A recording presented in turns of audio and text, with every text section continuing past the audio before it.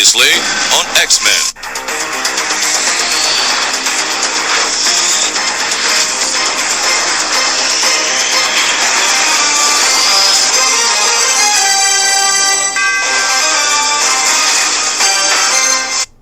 Hey guys, welcome back to the Podtendo podcast, where sometimes we talk about video games. Right now, we're talking about X-Men 97. Oh baby, yes we are. We talked about X-Men all last year. I didn't get to listen to all those shows like I promised. Come on, man, what were you doing? How come you didn't listen to those 10 podcasts, loser? In like a week, in like less than a week. Yeah, plus I had all my backlogs and my regular stuff. Come on, like, do you even have a job? Pfft. Loser. Amateur hour. No kidding. But we are back with episode 3 of X-Men 97, guys. This is kind of, I guess, our instant reaction. Normally we do stuff that's a little bit more retro, but this is right on the pulse. Just delayed today. The show's up today. So, oh baby. Episode 3, Fire Made Flesh. Released March 27th, 2024. So that is the episode we are talking about today. Big off the top, I guess. Sorry. I am your co-host, Mick, and I'm joined by... Tyson. Cool. Welcome. Yes. It's good to be here. Mm-hmm. And I think we're both itching to jump into this one because... Yeah, well, it's weird. We've created this weird timeline in the show, right? Where we have several shows backlogged, and now we're talking day of and putting out shows, and normally we're not. So I can't tell you what show's coming out, what show's not coming out. I don't know. I haven't looked it up. So we are pretty excited about this drop of the show. We've got 7 more episodes after this, so 7 more weeks we're going to try and do this. It may not always be on a Wednesday, right? If something comes up, this is the lowest priority. I've always said, like, Tyson, you have anything to do, I have anything to do, we'll push back a day or two, and we'll get to it, right? So I think the first 3, I have a feeling the first 3 episodes of this show and the last 3 are going to be the best. So the next 4 episodes, maybe it won't be as good as the first and the last. That would be my guess. Yeah, maybe, but who knows? Every week's coming. Every week seems to be getting better. It's building. Yeah, we've only had 3 episodes so far, but I'm loving it. So. Yeah, awesome, cool. So with that, this is a spoiler podcast. So again, I just watched it. Tyson has now seen it twice. He's got a bunch of notes we're going to work through as we kind of go through the plot summary on Wikipedia. So this is a spoiler. If you haven't watched it, do yourself a favor, go watch it before we listen to it. And check out some other podcasts. There's lots of people talking about this show. It's populating feeds. I can't even find our show. I looked the other day. But all in all, YouTube action numbers, I think we're doing better than the podcast. So something to make note of anyways. Thank you, YouTube people and podcast people all together. We're going to do a review, a review of the episode. So recap what happened, a review. So just kind of what we liked, what we didn't like, maybe kind of some theorizing. And then we will end with our 5-star ranking. So like we do with all the movies, we're going to give each X-Men an episode 5 points. So if you get the first, you're the best mutant, you get 5 points. If you're the 5th best, you only get 1. We're going to keep tabs. I'm going to throw up a spreadsheet and we'll see after 10 weeks who is the winner of X-Men 97. Ready to get into today's episode? Absolutely. How long have you been ready for? Like 5 hours? No, I just watched it like an hour or 2 ago. After work? Pretty fresh. You just double watched after work? Yes. Okay, cool. Yeah. So yeah, I hopped on the bike and fought with my Disney Plus password, got on there, and I'm glad I did. I'm glad I saw this through and excited to be doing this. So, episode 3, Fire Made Flesh. The X-Men. Previously on X-Men. The first 2 episodes happened. It's too much to recap. Just listen to our last episode. Okay, Tyson's not going to laugh at my joke, and I'll just get into the episode. So, episode 3. So, the X-Men take in the Jean lookalike, and Beast determines that she is the real Jean Grey. Any talking points there? Nope. You want just more content? Everybody was very like it's clearly you're the clone here. If B says this, you're pretty much the clone, right? Here. Like they switch on her pretty quickly, and like pretty quick, and like this episode does. Like actually, the first 2 episodes and this one, they all move very quickly, right? Like they're go. But I'm like, guys, really? Like she's been living with you. There's not a little bit of like, well, maybe we should check or see what's going on, or obviously there's a greater thing, and just because you're a clone, you don't have to feel alienated. Like there was no comfort, there's no love in that situation whatsoever. They're like, you're a clone? I hate you. Yeah. Also, I was like, I have to call into question somewhat the timeline because you're like, so how long ago did she give birth to Nathan? Oh, because she's fit. She's very, very, very. She's fit, very so, fit. Yeah. She's very fit, but also it's like it feels like that was yesterday. It was definitely yesterday. And Yeah, maybe 2 days. I don't know, like a weekend passed. yeah.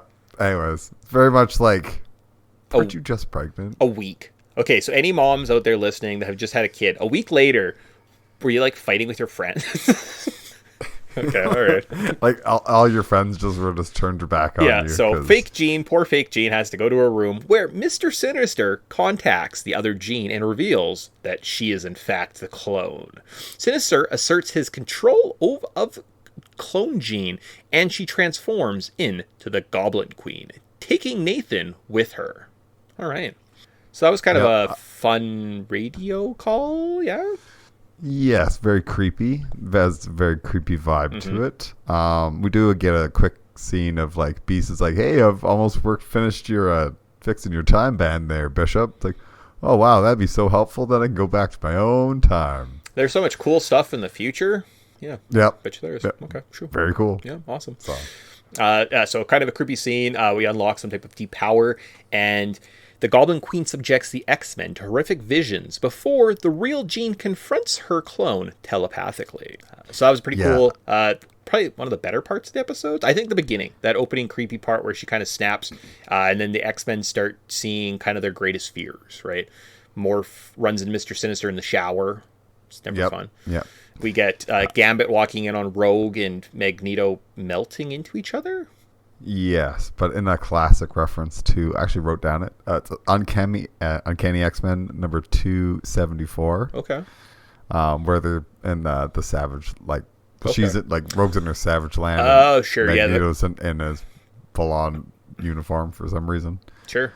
Cool. Yep. We did kind of quickly skip over one little thing. The Jean Grey turning to the Goblin Queen transformation. I'm like, is this not Sailor Moon? This just became Sailor Moon all of a sudden. Oh, there's like flashing green, blue kind of lights around her, and like she pulls out her arms. She strikes a pose at the end, and there's like funky backgrounds. I'm like, pretty sure I started watching Sailor Moon all of a sudden. Magic. Yeah, I just needed like whatever. Yeah. There's also a funny scene with Morph giving Gambit the gears after him and Wolverine and Gambit all leave the danger room. Where Morph points out that Rogue and Magneto's workout schedule is very thorough in the next little bit. I actually wrote it down if you want me to quickly summarize. So it's Friday from 8 to midnight, but there's a little typo there. It says 10 p.m. to 12 p.m. Okay, yeah, sure. So apparently they're working out for like 14 hours there after just doing so I think that's a typo. Oh, so 8 to midnight on Friday, then Saturday it's 10 to 4 p.m. So like the whole day Saturday they're in the danger room together. Solid. So. Well, you gotta practice that magnetism and Superman punches, right? So it does lead to the final X-Men confronting in like a giant hell pit, fighting off beasts, where we see Cyclops power up Bishop. A pretty cool scene, right? Takes out a bunch of the beasts or a bunch of the monsters, the hell spawns, before the real Jean steps in and kind of fixes everything, right? And they say, okay, now we have to go get her, right? So, but pretty cool action little battle scene, right? It becomes a mini horror movie for like 3 minutes or whatever. Yeah, like there's some creepy kind of body, or not body horror, but kind of more. There is body horror, like the Rodrigo and Jubilee while they're watching the movie, like a monster comes out and it's like all like body horror, like straight from the thing. Yeah, I was thinking like Thing / like The Ring, you know? Yeah, a little bit, and then Jubilee like blows its head in half, and like you see the brains from like a side perspective, and it's like face changes to Rodrigo's mom, and you're like, my goodness, what a little more jarring too. Some of the gore, right? During one of the later fights, we see some blood spat out and people getting cut, and it's cool. It's a cool different type of X-Men. So now that we know that Mr. Sinister though is behind this, Morph leads the X-Men to one of Sinister's laboratories, where they find him afflicting Nathan with a virus in the belief that it will turn him invulnerable and to make him the ultimate mutant. So the team of Morph, the best guy to take to fight Mr. Sinister, bless your heart, Magneto, Cyclops, and Bishop confront the Goblin Queen, which leads to another mini battle. It's a little faster. Yeah, Goblin Queen does take short work of kind of getting rid of the 4 X-Men. They don't really stand much until Psychic Jean steps in. They go to the astral plane and they learn. They kind of do like a little bit about flat. Oh wait, that's the next part. Okay, cool. So up until the fight with the Goblin Queen in Sinister's mansion. Yeah. There's every time the Goblin Queen enters shows is like like so many movements and her hair is flowing. It's like the animators had fun with this one. But yeah, again, why bring Morph to this? Not the greatest thing. Because he can turn into... Now, was it Ileana? Like Cyclops' sister? Yeah. Okay. Colossus. Or sorry, yeah, Colossus' sister, Ileana. I'm like, really? That's like the mutant you're going to go with the sword? She's pretty powerful. Like Magica. She's... Okay. Oh, okay. And I think the reason they did it is because they show her and like when she's good, and then she kind of literally starts involving herself in magic and kind of I think gets possessed by a demon, and hence becomes like the possessed demon form, and is like, wow, like within probably 30 seconds, like we get both these character references, so I'm happy. Cool. I'm getting lots of comic book references, and that's pretty dope. So Magica, it's face turn, so Goblin Queen changes or warps Morph's brain, kind of turns him against the X-Men, and he essentially eliminates Bishop from the fight. So really becomes down to just a Cyclops doesn't last long and a Magneto little battle, but neither of them are very superfluous until Jean again telepathically confronts the Goblin Queen, reminding her of all the memories they share, both good and bad. This snaps the Goblin Queen snaps out of Sinister's control and turns against him. All right, cool. So pretty. Magneto does do a pretty cool job, like him versus her. Yeah, and she's just teleporting around. You're like, wow, there's levels to this. He literally just got built up as pretty badass the whole last episode. We know him from the whole thing, so it's like pretty cool, like a little show of power. Yeah, it's tough with Jean too, because it isn't like, is it just Jean? Is it the Phoenix? Right? She sometimes has that where she just has like insane amounts of powers kind of at her call, right? So her powers do vary, right? And it is story specific, right? So I did laugh though when I think after this little moment where Jean confronts. No, I think it's before this. Anyways, but Jean confronts like Madeline at some point, or Goblin Queen at some point, and like faints afterwards. I'm like, that's our Jean. That's our Jeannie. She fainted. There she is. That's the OG right there. That's how she rolls. Because it's like the running joke. If you didn't watch any of the original, it's like she faints literally every time after she uses her powers in every episode. Jean and Scott both head down to the basement to rescue Nathan from Mr. Sinister in a pretty quick battle. Like I have to imagine that Mr. Sinister is returning to be having like a grander role, right? We kind of alluded to the episode Descent, right, where he was starting to be kind of built up as more of a villain of the series. They were going to do something more with him, right? So maybe there are some bigger storylines in the comic books. I'm not really well versed in the comic books, right? And rather than going out and seeking everything, I'm going to watch the show and then kind of like do a recon afterwards, right? So kind of go back and pick up on those little Easter eggs that they're leaving for me, right? To kind of help grow my knowledge. So that's how I'm kind of going with this. So it has to be. Because Mr. Turner gets hit in the chest once and then he just kind of backs off saying like, fly, fly, little birdies. Yes, yeah. He knows not to mess around, especially with Scott and Jean, because those two are like his kryptonite. That's why he's fascinated with them. That's fair. We also didn't really like touch on. There's a bunch of scenes of like Sinister like holding Nathan and like, yes, you've been the key to my plan. Tosses him into a vat of ooze and it's like perfect. Locks him in. And you're like, dude waited no time. As soon as he had that baby in his hands, he's like, and into the ooze. Oh, when you're dealing with the X-Men, right? You have to move fast, right? You have Scott and Jean are coming after you, right? The parents literally. At some point. So he knows he's on a shortened timeline, right? So Nathan is left gravely infected by the virus. Oh no. So the clone Jean and Cyclops send Nathan to the future with Bishop in the hope of finding a cure there. Okay. Yeah. And then the clone leaves clone Jean. I don't know why, just call her Madeline Pryor. We knew that was her name. Leaves the mansion, taking on the name Madeline Pryor. Cool. Awesome. So, final bit. They've rescued Nathan, but he's infected with a techno-organic virus and has to travel into the future. It's kind of a... Awesome. This was maybe... and we'll get to it when we talk about after our recap here. Maybe my least favorite part of the episode, right? Really? Yeah. Really? Okay. Like, I know where it goes, but it's more of like just how the decisions were made, if that makes sense. I get it. I get, like, they're kind of blending. So I think it's really clever what they did. Okay. I dig it a lot because I was like, virus, sending things into the future. And I was like, oh, man. Didn't we cover this in the last series? But I don't care because apparently we're doing this, but with a different timeline. So, well, what do you mean? Well, like, so Cable, don't yeah, just to say, like, what are you implying? Like, well, the whole techno-organic virus from the, like, remember Bishop's trying to go back in time, like Bishop's whole story from the first one. He goes back in time because there's a virus and it's decimating him, so he pinpoints it to, like, a certain point in the past.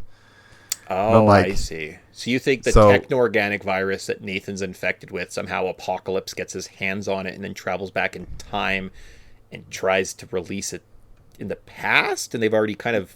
But no, they would already have the mutant antigens, if that was the case. If it was the same virus, Wolverine already has the antigens in this timeline, so then they could have just fixed Nathan.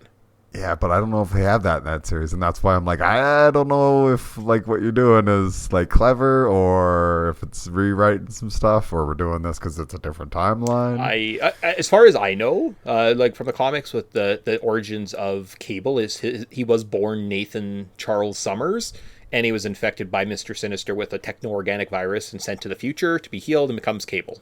Yeah. Yeah. So, like, that's ultimately where we're getting. Is that just maybe, like, the end of the story and, like, we kind of get that thing? But I don't know if the virus that he has any impact with the Apocalypse virus. That's fair. I might be just conflating the two because think... apparently I also made another grave mistake, which is our next point. Okay, but we'll get to that in a sec. Perfect. Yeah, and just throw. I don't believe it's the same virus. Okay, if that's your headcanon, that works. That's my headcanon right now. Because proven different. Wolverine has the antigens, though. Yes, and that's why I was like, it's so weird that Beast was just like, there's nothing I can do. It's so far advanced. Well, I think it's not advanced in him. It's like advanced as a technology, if that makes sense, right? Yeah, potentially. Or like maybe this is, or maybe it's too far gone. Like they're like, we have a cure, but like the baby's completely infected. He would die. Maybe in the future they can withhold it. I'm not sure. Madeline Pryor, and that kind of is the end of that. Do we see Madeline Pryor again in the series? I would assume so. Probably. I would assume. Is there a story that she's a part of in the future? Yeah, great. And then finally, our kind of final little stinger is in a bar in Texas. Storm meets Forge, who tells her he can restore her powers. Finn. Yes. Hence proving Mick right from the last episode, me wrong. Because that was your thought last year. Like, I'm pretty sure Forge helps her, and I was like, I think she goes to Africa. Oh, so, gotcha. You're right. That's a correction. Correction. My bad. I stole that from a podcast that I'd listened to before we recorded too, right? So, like, if you look in the comics, you can almost guess exactly what's going to happen. Oh, at least in the first couple episodes, right? Like, they kept pretty comic book accurate, just like the old series, right? So far. They change some things around. Like, they take their liberties and characters aren't there and characters do come in, right? And they kind of play around with the team a little bit. But for the most part, it is, like, you could guess. I watched this episode and I was like, great episode, awesome. I guess we're getting into the review. Sorry. Oh, you were just saying you were wrong about Forge. Okay, cool. So review. So what was your favorite part of this episode? I just loved all the scenes with Madeline Pryor. Okay. She's so badass, and it's interesting to see her moveset against Jean's, because it just, hers seemed more demonic. Okay. And hence why it's like, oh, which one's the Phoenix and which one's not? It's like, I don't think it matters. I think they're very distinct. Like, cool. One clearly has like demonic, messes with your head, finds your fears, kind of summoning actual apparitions and sucking people into different worlds. Whereas like Phoenix is like burn shit. Yeah, that's fair. Cool. For myself, my favorite part is just how responsible they are with their storytelling at this point. It seems like a lot of the points they're hitting, they remember the previous show, right? They get into it a lot. Mr. Sinister shows up. We see old Morph. Morph's kind of an expert in mystery. Like they seem to play on things really well. And I think if you went back and did a full series recap, a lot of things would make sense. Because definitely after the Dark Phoenix saga, Jean's dead. And then her body like mysteriously just like shows up on Muir Island. That seems kind of weird. Just this random body. Huh. Right? So it was like that when she disappeared? I don't know. Probably not. I guess that would probably be a tough one because like she's probably dead. Yeah. Like, where did the other body go? Right. Anyways, you know what I mean? Like, there's just very satisfying things. And, like, getting kind of like, oh, we now have the origin story of kind of Cable revealed. Maybe we're wrecking things. Maybe by saying that, we're actually wrecking it for ourselves. And that might be, like, the final part of this is some cute little time future thing where Bishop, like, does something, right? Like, so maybe we've wrecked that for ourselves, kind of knowing that Nathan is Cable. Who's to say? But we knew him from the Wild Man of Borneo. Exactly. Like we knew about him. Yeah. We've watched the original series. We can't erase that knowledge. Yeah, fair. Right. But I just like how kind of true it does feel to form, and it does feel like we're picking up 20, 30 years later, whatever the time difference is, 97. Yeah, 20 plus years, and jumping right back into it. And it's kind of everything I wanted and liked, and it's so far it's very, very satisfying. In terms of a criticism, do you have a criticism on this episode? Why don't you start? I'll think about something. So for myself, and I alluded to this too, I actually dropped him off my rankings, so spoilers for that. But just it moves a bit fast, and I guess maybe that's my criticism overall for this series is what they've done in the first 3 episodes is awesome. There's some really incredible, powerful stuff, but it just clips along, right? It feels very Saturday morning cartoon, and that's the one thing they haven't really they haven't strung it out, which again, do we need hour-long X-Men cartoon episodes? Probably not. But they just kind of seem to move really quickly, and my criticism of that is the impact of decisions move so fast, right? We're like, we have to send our baby into the future. And Cyclops is like, I can't abandon my child. Well, peace. It just leaves. And I'm like, no, I know it's tough and it's like kind of a weird situation, Scott, but I think you have to, like, I didn't like that. I don't like abandoning your child and not being there for him until the last moment you can, right? I didn't like that part. It seems odd. That's fair. Yeah. That's fair. It was definitely an interesting take, and I get it because they're kind of like, hey, wrap it up. This scene's it's it. Only so many seconds. Exactly. Oh my goodness. Setting the baby into the future crammed. should be a big deal. No, it's just Jean and Bishop chilling, or I guess Madeline Pryor and Bishop chilling by a lake. Oh, yeah. Okay. I guess my criticism is because we are so cramped for time, which I'm loving for the pacing. Like it's so boom, boom, boom. I love it. Hence why I watched it twice. Rodrigo really is just being drip fed to us. Yeah. And it's like, I get that you're going to build this character over time, but my goodness, is he going to get maybe like 3 lines an episode until like episode, I don't know, 9 or something? And they're like, okay, now we can go into it. Mm-hmm. So, I think it's just like they have so many characters to work with. Like they're doing a very fine juggling act, and if the one ball they drop is like Sunspot, it's like that's an okay ball to drop. Yeah, like unless he provides us something more, he's just kind of a guy just chilling. I don't care, but we'll see where they go, right? And just one of my like Bishop was there, and now he's not. Like he's just gone. I feel like we didn't get enough sent Bishop. Back to the Future. Well, and like unless he has a bunch of him and Nathan have future adventures, maybe that's what it is. Maybe every week we check in with everybody, right? Like we did with Storm. We get to see Storm getting her powers back. We get to see Bishop in the future, and we get these fun little side missions for all our characters. If they could keep that all together and it's a nice complete story, awesome. But just like giving us Bishop and then taking him away, also kind of rude to kick off the 2 black characters back-to-back weeks from your team, X-Men. Yeah, that's definitely a bad look. I was thinking about how the team felt very thin on women, even though there was 2 Jeans. Yep. Oh, no, I guess. Like, yeah. I'm like, there's a lot of dudes, lot of guys hanging around. Yeah, a lot of white guys, and it's like everyone's like just horny for Rogue now. Yes. Oh, the one, and it's like seriously, I understand why Logan was like, this Jean character. Mm-hmm. Oh, far superior to this Rogue character. That's all I'm saying. so funny too. Like start of the season, okay, love triangle. Wolverine's gonna step back. Oh wait, it's not real Gene. Okay, he's gonna step. Oh, son of a... Oh, 100%. He was like, wait, there's two Genes? Look into my mind. I gotta go see about a redhead. Hey, we gotta go fight someone. Hey, Wolverine, do you want to come? No, I'm gonna stay with Jean in bed, and she's gonna touch my brain. Oh, Well, yeah, and I like how Magneto was like, okay, you two or you three come with me. Yeah. The rest of you Rogue, stay here Wolverine, and help attend to the wounded. I'm like, help the It's wounded. like, what's Wolverine gonna do? Yeah. Cut them like apple slices? Like what is he gonna do? Why would you take taking Morph was definitely one of the ones where I'm like, yeah, that was silly. Yeah, like you leave Morph there and like, hey, I appreciate the knowledge. Like, show us, like, bring us here, and then like you go home. You go tend to the wounded. Oh yeah, cool. Yeah, cool. Because you could be what's her name? Spiral that has like the 5 arms. Yep. And who votes for Jean Doe? Come on, hey, hands up, everyone. It's not bad. It's not bad. Cool. And then finally with that, I think I'm just going to do a positive negative for the most part. Like, I don't know. This was a good episode. How about just a final thought recap? Or do you want to do our 5-star rankings? We can just let's summarize and then we'll get into the rankings. Cool. Yeah, I really loved it. I think this is the best episode so far. I agree. I'm really digging it. I think that if this is a sign of things to come, I'm so excited because we have some part 1, part 2s, and 3-parters in still this season. So if they're going to give us all this content in one, imagine what they can do with 3 or 2. Yeah, true. I can't wait. Can't Awesome. wait. So it's going to be riveting. I agree. It moved the plot forward. There was lots of fun action. It changed characters around. It gave us some character growth. It set everybody up in kind of a new trajectory, right? Three episodes in, people are pointing in different directions. Scott was leaving the X-Men at one point. Now, what does he do, right?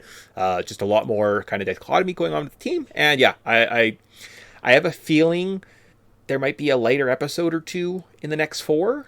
But I do believe that the finale is going to be just absolutely great. And like Tyson alluded to, if you look on the episode listing on like a Wikipedia or just wherever the episodes are titled, we have a couple part 2s. And X-Men animated, usually part 2s are the best episodes, right? When you go back and watch them. If you watch all the 2-parters or multiple parters, you would get the best of the series, none of the fluff. So we know we're getting a lot of strong content. And like I said, yeah, probably 1 or 2 that are going to be like when we go to Rodrigo Sunspot's home and like have to meet Mom. Jubilee like hangs out in the pool. That might be a bad episode, but hopefully it's like they bookend that with like, but it's an apocalypse episode.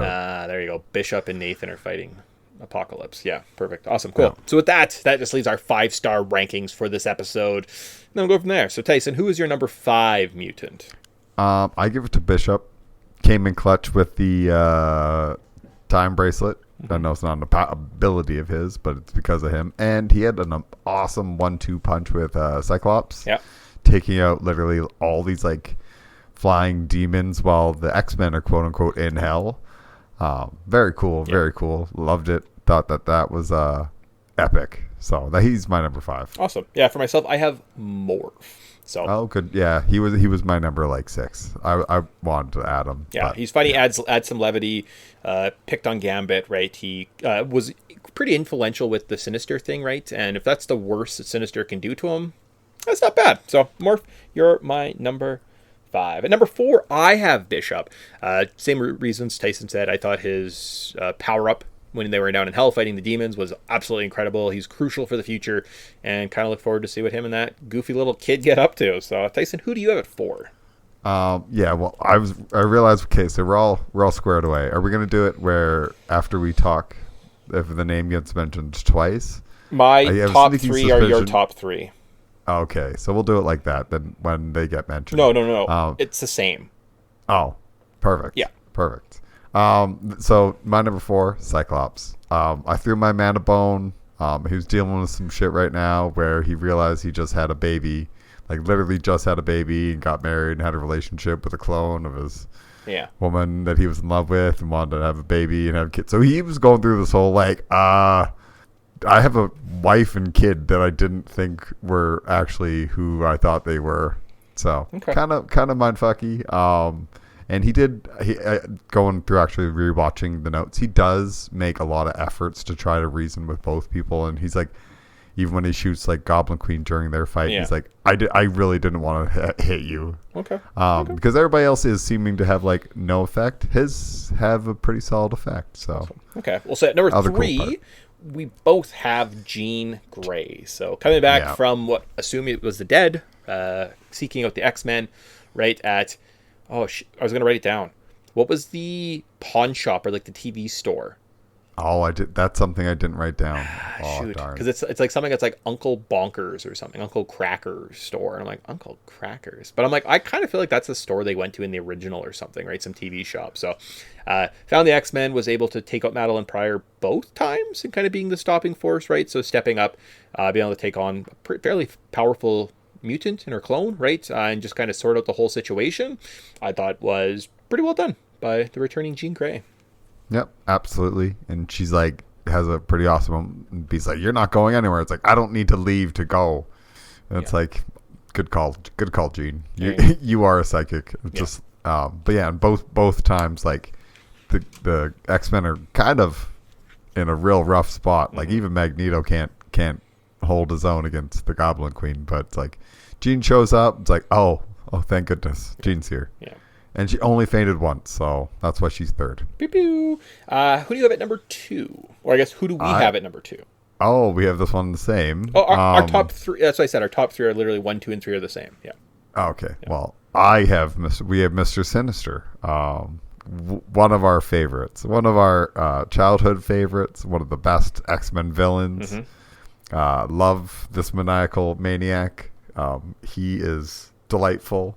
Literally just like shows up, steals a baby, tosses the baby in some ooze, and then he's about to get like killed, and it's like, oh, I'm just gonna leave.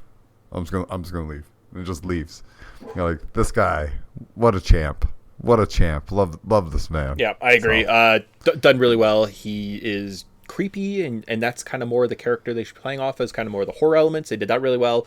He was back into the story, and it looks like he hopefully is, or not hopefully, but it's probably going to be one of the big bads of the series, right? So great reintroduction to our characters, right? And yeah, echoes Tyson's sentiments. That means there's only one person left. There's only one X-Men we talked about, and of course it has to be the best guy ever, Gambit. When he comes out of the room and he says, I just can't unsee that. I lost it. No, just kidding. Gambit, one day you'll have an episode that we give you more points than nothing, but not today. It's Madeline Pryor. Yeah. Maybe he'll get some pity episodes and pity points in the future. But of course, Madeline Pryor. Oh my goodness! Every scene she's in, she's badass. She has an amazing transformation scene. She's like, definitely like just completely owns the X-Men every time they go up against her, and it's literally only because of Jean that they all aren't just like murdered somewhere or sitting in hell. Maybe that alludes though that the X-Men needs another psychic on the team, right? Yep. And like, definitely. you need more females. You need psychics. I wonder if anyone's going to show up in the future. And like, maybe. Who knows? Who knows, right? Well, other psychic women, but no. Madeline Pryor, you came in, you kicked ass, you held the X-Men, you took out really the whole team by yourself, right? If it wasn't for that damn memory of your best friend getting hit by a car, okay. Yeah, which I'm glad they mentioned, but at the same time, I was like, oh, they glossed over this so much. Yeah.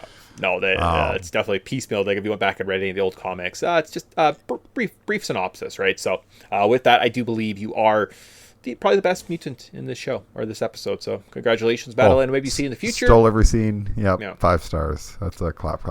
Awesome. Cool. So with that, I think we say goodbye. We're back this week. I think we have a numbered show coming out. So we have a video game on Friday, and then I guess we'll see you guys back here next week for another X-Men show. So good stuff. Yep. See you then. All right. Bye.